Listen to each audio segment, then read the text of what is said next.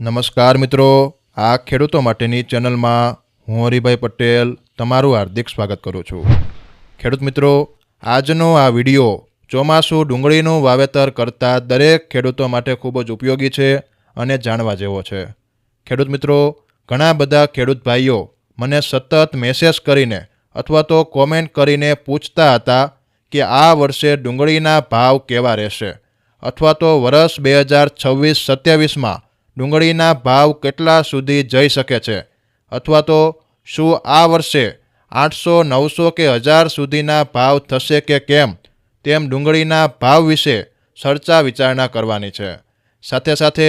ડુંગળીને લઈને આયાત નિકાસના સમાચારો, સરકારની નીતિઓ અને દેશ વિદેશની સંપૂર્ણ બજારનું સર્વેક્ષણ કરવાનું છે, જેથી જો તમે ડુંગળીના વાવેતર કરી દીધું છે અથવા તો કરવાના છો અથવા તો ડુંગળીના વેપાર સાથે જોડાયેલા છો તો આજનો આ ખૂબ જ અગત્યનો વિડીયો છેલ્લે સુધી જોજો અને બરાબર રીતે સમજજો। વિડીયોમાં આપેલા દરેક મુદ્દાઓ ખૂબ જ અગત્યના છે, જેથી તમે ડુંગળીના ભાવ વિશે સાચું તારણ જાણી શકો। તો મિત્રો, વિડીયોની શરૂઆત કરું તેના પહેલાં જે મિત્રોને આ ખેડૂતો માટેની ચેનલમાં જોડાવાનું બાકી હોય તે ખાસ નીચેનું બ્લેક કલરનું સબસ્ક્રાઈબનું બટન દબાવી આ ખેડૂતો માટેની ચેનલમાં જોડાઈ જજો, જેથી તમને ખેડૂતોને લગતા તમામ સમાચારો મળતા રહે। તો મિત્રો, સૌ પ્રથમ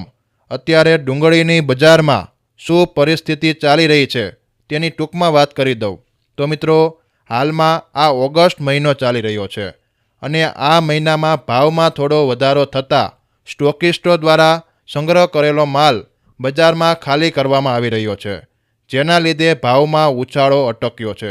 અને સાઉથના રાજ્યોમાંથી પણ નવી આવક વધતી હોવાથી ડુંગળીના ભાવમાં સામાન્ય દબાણ આવ્યું છે અને નિષ્ણાંતોના જણાવ્યા પ્રમાણે હવે આગામી 1 થી 1.5 મહિનો કોઈ મોટી તેજીની શક્યતા દેખાતી નથી। અને હવે મિત્રો, વર્ષ 2026-27માં ડુંગળીના ભાવ કેવા રહી શકે છે અથવા તો આ વર્ષે ડુંગળીની બજાર 800-900 સુધી જઈ શકે છે કે કેમ તેની વાત કરી દઉં તો મિત્રો, ડુંગળીના ભાવનો સંપૂર્ણ આધાર 3 થી 4 પરિબળો પર ટકેલો હોય છે, જેમાં આ વર્ષે ડુંગળીનું વાવેતર કેટલું થયું છે, ડુંગળીની નિકાસ માંગ કેવી છે અને સરકાર શું નિયંત્રણો મૂકવાની છે અને વરસાદને લીધે પાક નુકસાન કેટલું થયું છે। મિત્રો, આ 3 થી 4 પરિબળો ડુંગળીની બજાર માટે ખૂબ જ જરૂરી છે, જેમાં મિત્રો આ વર્ષે જે પ્રમાણે મેં રિસર્ચ કર્યું છે તે મુજબ ડુંગળીના વાવેતરમાં ઘટાડો થવાની પૂરી શક્યતા છે, જેમાં ખાસ કરીને મહારાષ્ટ્ર, કર્ણાટક, મધ્યપ્રદેશ, રાજસ્થાન જેવા રાજ્યો વરસાદની અનિયમિતતાને કારણે વાવેતરમાં કાપ મૂકી રહ્યા છે, જેથી તેનો સીધો લાભ ગુજરાતના ખેડૂતોને મળે તેવી શક્યતા છે। અને મિત્રો, નિકાસની વાત કરું તો ગયા વર્ષે આપણે 15.4 લાખ ટન ડુંગળી નિકાસ કરી હતી, જેમાં આ વર્ષે પણ શ્રીલંકા, મલેશિયા, UAE અને બાંગ્લાદેશ જેવા દેશોમાંથી પણ નવા ઓર્ડર આવવાની શક્યતાઓ છે અને સરકારે પણ નિકાસને વેગ મળે તે માટે એક્સપોર્ટ ડ્યુટી ઘટાડી છે અને સરકાર પણ વર્ષ 2026-27માં 2 લાખ ટન બફર સ્ટોક બનાવવાની યોજના બનાવે છે, જેમાં ટેકાનો ભાવ 425 રૂપિયા જાહેર કર્યો છે,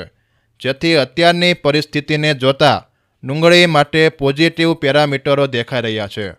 પરંતુ પાછળથી ડુંગળીની તેજીને રોકવા માટે સરકાર કંઈક નવા ફેરફાર કરે તો ભાવમાં દબાણ આવી શકે છે અને મને લાગે છે ત્યાં સુધી ડિસેમ્બરના એન્ડથી લઈ ફેબ્રુઆરીની મધ્યમાં સારી ક્વોલિટીવાળી ડુંગળીના ભાવ 500 થી 600 સુધી રહેવાની શક્યતા છે, જેથી જો નિકાસ સારો વેગ મળશે અને સૌથી મોટા ડુંગળીના ઉત્પાદક રાજ્યો મહારાષ્ટ્રમાં કમોસમી વરસાદને લીધે પાક નુકસાન થશે અને બજારમાં આવકો ઘટશે તો 800, 900 કે 1000 સુધી પણ બજારમાં ચમકારો દેખાઈ શકે છે। પરંતુ મિત્રો, હાલ આપણે સામાન્ય તેજીની આશા રાખીએ છીએ। 800-900 સુધી બજાર જાય તેવું અત્યારથી અનુમાન ન આપી શકાય, જેથી જો ડુંગળીમાં મોટી તેજીની સંભાવના હશે તો હું તમને જરૂરથી વિડીયો બનાવી માહિતી આપી દઈશ, જેથી ડુંગળીના દરેક ખેડૂતો આ સબસ્ક્રાઈબનું બટન પણ દબાવી દેજો અને બાજુમાં આપેલું બેલનું બટન પણ દબાવી દેજો,